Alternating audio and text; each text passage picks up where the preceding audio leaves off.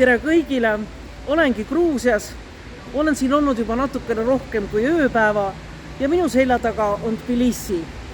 Ilm on kehv, jahe ja vihmane, aga võib-olla ongi niimoodi parem, ei takista valimisvaatlemise tööd. Viimase päeva jooksul oleme koos Euroopa Parlamendi teiste saadikutega kohtunud Gruusia presidendiga, ajakirjandusega, peaministriga, opositsiooni esindajatega, tsiviilühiskonna esindajatega, eesootavad veel kohtumised ka võimul oleva erakonna Gruusia Unistus esindajatega. Täna on reede, 1. oktoober ja viimane päev enne kohalikke valimisi. Homme, 2. oktoobril toimuvad Gruusias kohalikud valimised, aga ma julgen väita, et need on ka palju enam kui ainult kohalikud valimised. Ja see on ka põhjus, miks koha peal on ligi 300 liikmest ODIHR-i vaatlemismissioon, kohal on Euroopa Nõukogu ja on ka Euroopa Parlament 7-liikmelise valimismissiooniga. Viimase aasta jooksul on Gruusia olnud poliitilises segaduses.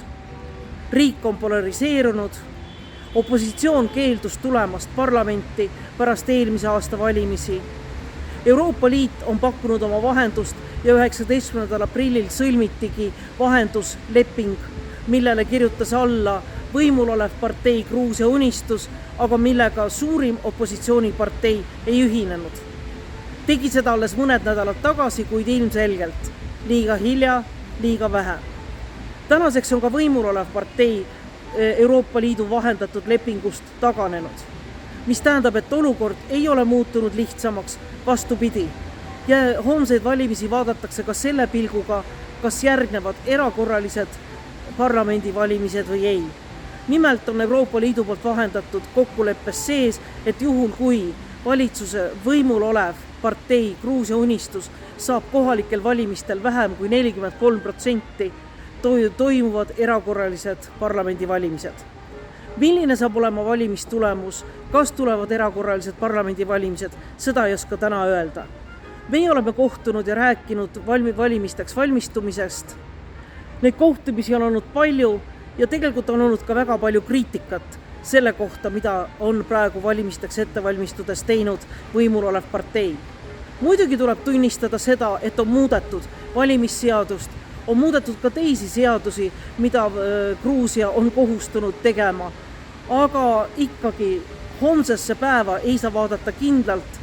Loodame, et need valimised tulevad rahumeelsed.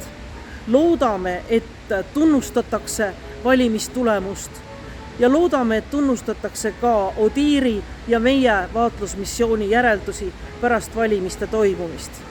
Nii et valimisteni on jäänud vähem kui 24 tundi ja ma hoian teid kursis sellest, mis hakkab homme toimuma.